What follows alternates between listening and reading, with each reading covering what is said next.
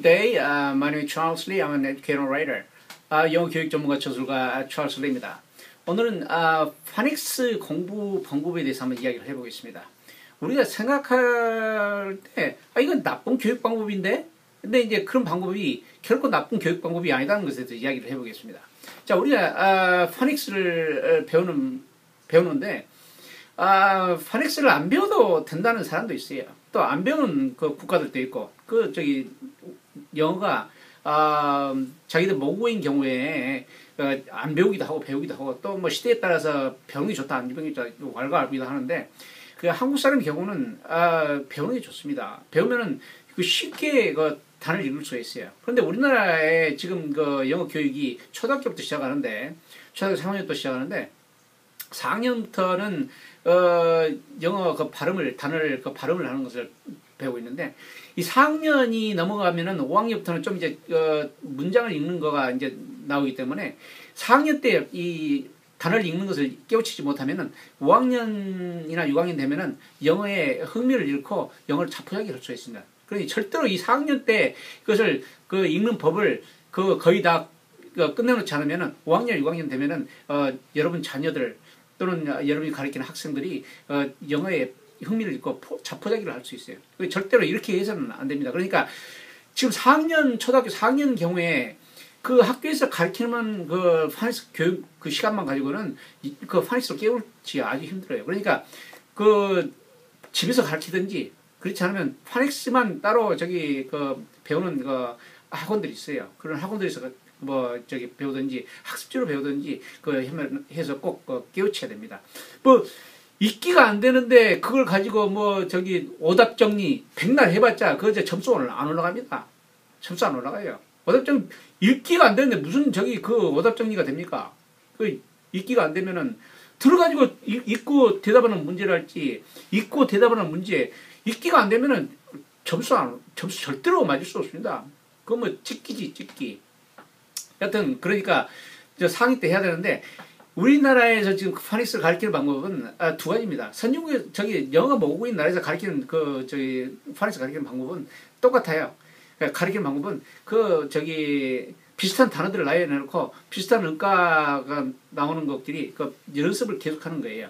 그래서 머릿속에서 이제 룰을 깨달아가지고 파닉스 깨우치는 방법인데, 우리나라에서는 대체적으로 두 가지예요. 하나는 영어 모국인 나라에서 배운 것 같은 그런 파닉스를 배우는 방법으로 하는 경우가 있고, 또 다른 방법은 한글의 잠음하고 영어의 발음하고 맞춰가지고 배우는 방법이에요. 근데 배우는 방법 두 가지가 전혀 틀린 것 같아도 사실은 똑같아요. 사실은 똑같은 이유는 음가를 가지고 배우는 거예요. 음가를 배우는 것이기 때문에 똑같은 거예요. 예를 들어서 만약 C 발음을 배운다고 합시다. C. 그러면 영어가 모국어인 나라에서 가르치는 방법도 C, cat 이렇게 가르쳐요. C 발음이 우리말의 키읔 발음을 가지고 있어가지고 cat의 키읔 발음으로 쓰인다고 이렇게 가르쳐요. C, cat 이렇게 가르칩니다. 우리나라가 어떻습니까? C 발음은 우리가 키읔 발음이 난다. 그것은 CAT는 cat이라고 적는다. 똑같죠? 사실은 가르치는 방법은 똑같은 겁니다. 근데 어떤 게 더 효과가 있냐면은, 제 경험에 의하면은, 우리 한글 자모를 발음에 연결시켜서 하는 게 훨씬 효과적으로 암기하기 쉽고, 체계적으로 가르칠 수 있어요. 그 방법으로 하면 됩니다. 그런데 이제 어떤 사람은 이런 이야기를 하는 경우가 있어요.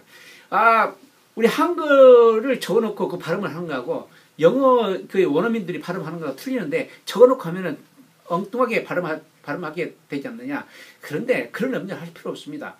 왜 그러냐면은 세상에 영어를 모국어나 또는 제2국어나 또는 외국어를 쓰는 나라들이 엄청나게 많은데, 그 사람들이 똑같이 미국이나 영국이나 뉴질랜드나 호주나 캐나다나 이렇게 발음하지는 않습니다. 조금씩 틀리죠. 그렇죠? 제가 한번 얘기해보세요. 워라야. 무슨 뜻이고 워라야? 워라야. 실제로 제가 외국에 있을 때 TV에서 들어보면 워라야. 전혀 무슨 말인지 알 수가 없어요. 워라야. 근데 what are you? 그런 의미예요. What are you? 그렇죠?